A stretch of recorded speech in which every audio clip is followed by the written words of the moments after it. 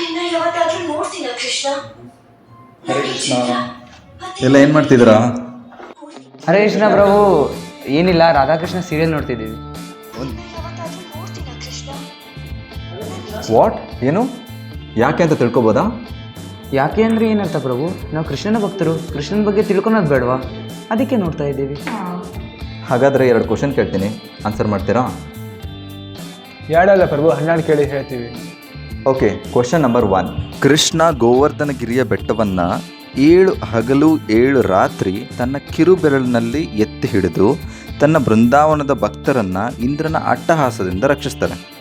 ಆಗ ಕೃಷ್ಣನ ವಯಸ್ಸು ಎಷ್ಟಾಗಿತ್ತು? ಇದು ಈಸಿ. ನಾನು ನೋಡಿದ ಪ್ರಕಾರ 23-24 ಇರ್ಬೋದು ಅಷ್ಟೇ.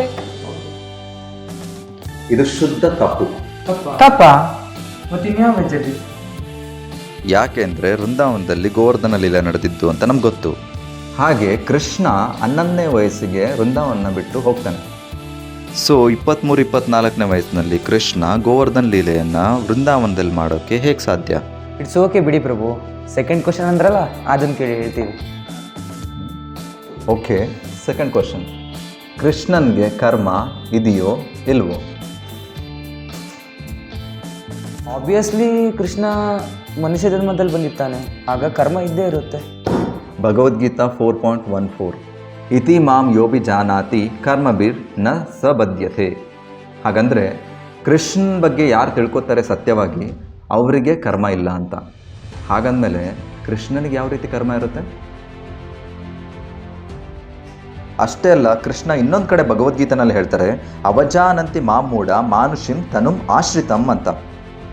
ಹಾಗಂದರೆ ಯಾವಾಗ ನಾನು ಮಾನವ ಜನ್ಮದಲ್ಲಿ ಅವತಾರ ಎತ್ತಿ ಬರ್ತೀನಿ, ಆಗ ಯಾರು ನನ್ನನ್ನು ಕೂಡ ಮನುಷ್ಯ ಅಂತ ಭಾವಿಸಿ ನನ್ನ ದಿವ್ಯ ರೂಪವನ್ನು ಅರ್ಥ ಮಾಡ್ಕೊಳ್ಳಿಕ್ಕೆ ವಿಫಲರಾಗ್ತಾರೆ, ಅವರು ಮೂಢರು ಅಂತ, ಅಂದರೆ ಫೂಲಿಶ್ ಅಂತ ಕೃಷ್ಣ ಡೈರೆಕ್ಟ್ಲಿ ಬೈತಾರೆ.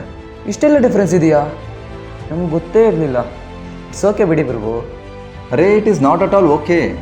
ಕೃಷ್ಣ ಭಗವದ್ಗೀತೆಯಲ್ಲಿ ಹೇಳ್ತಾರೆ, ಜನ್ಮ ಕರ್ಮಚ ಮೇ ದಿವ್ಯಂ ಏವಂ ಯೋ ವೇತಿ ತತ್ವತಃ ತ್ಯಾಕ್ವಾ ದೇಹಂ ಪುನರ್ಜನ್ಮ ನೈತಿ ಮಾಂ ಏತಿ ಸೋ ಅರ್ಜುನ ಅಂತ.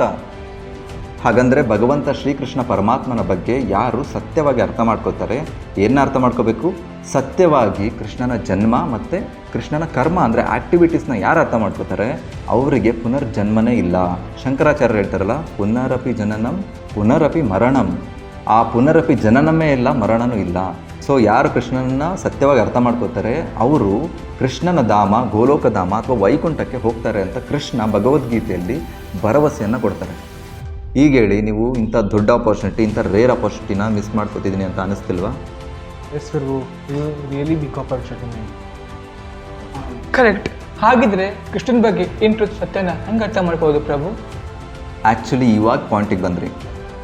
ಶ್ರೀಮದ್ ಭಾಗವತ ಅಂತ ಇದೆ, ಅದರಲ್ಲಿ ಕೃಷ್ಣ ಮತ್ತು ಕೃಷ್ಣನ ಎಲ್ಲ ಅವತಾರಗಳನ್ನ ರೆಕಾರ್ಡ್ ಮಾಡ್ತಾ ಹೋಗ್ತಾರೆ ವೇದವ್ಯಾಸರು. ಶ್ರೀಮದ್ ಭಾಗವತದಲ್ಲಿ 12 ಸ್ಕಂದ ಬರುತ್ತೆ. ಆ 12 ಸ್ಕಂದದಲ್ಲಿ 10ನೇ ಸ್ಕಂದ ಬರುತ್ತೆ, ಅಂದರೆ ದಶಮ ಸ್ಕಂದ ಅಂತ ಕೂಡ ಕರಿತೀವಿ.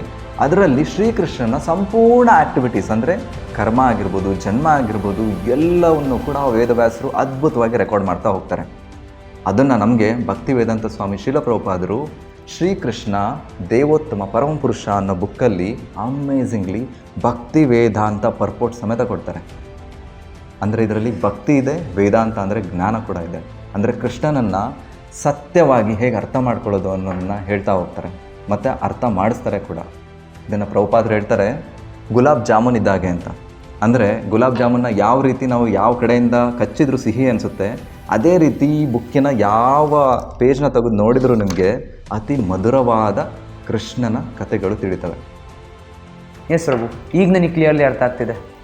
ಈ TRPಗೋಸ್ಕರ ಮಾಡ್ತಿರೋವಂಥ ಸೀರಿಯಲ್ಸ್ನ ನೋಡೋದು ಬಿಟ್ಟು ಪ್ರಭುಪಾದ್ ಬರೆದಿರುವಂಥ ಕೃಷ್ಣ ಬುಕ್ನ ನಾವು ಓದೋದನ್ನ ಸ್ಟಾರ್ಟ್ ಮಾಡ್ತೀನಿ Prabhu. Amazing, super, very good decision. Shrimad ಭಾಗವತದ ದಶಮಸ್ಕಂದದ 90 ಲೀಲೆಗಳಿರೋ ಈ ಕೃಷ್ಣ ಬುಕ್ಕನ್ನು ನೀವು ಖರೀದಿಸಿ ಓದಬೇಕು ಅಂತ ಇದ್ದರೆ ಈ ಸ್ಕ್ರೀನ್ ಮೇಲೆ ಕಾಣ್ತಿರೋ ಮೊಬೈಲ್ ನಂಬರ್ಗೆ ಕಾಂಟ್ಯಾಕ್ಟ್ ಮಾಡಿ, ಅಥವಾ ದಾವಣಗೆರೆ ಫೋಕ್ ರೆಸಿಡೆನ್ಸಿ ಪೇಜ್ಗೆ DM ಮಾಡಿ, ನಾವು ತಲುಪಿಸೋ ವ್ಯವಸ್ಥೆನ ಮಾಡ್ತೀವಿ. ಹರೇ ಕೃಷ್ಣ.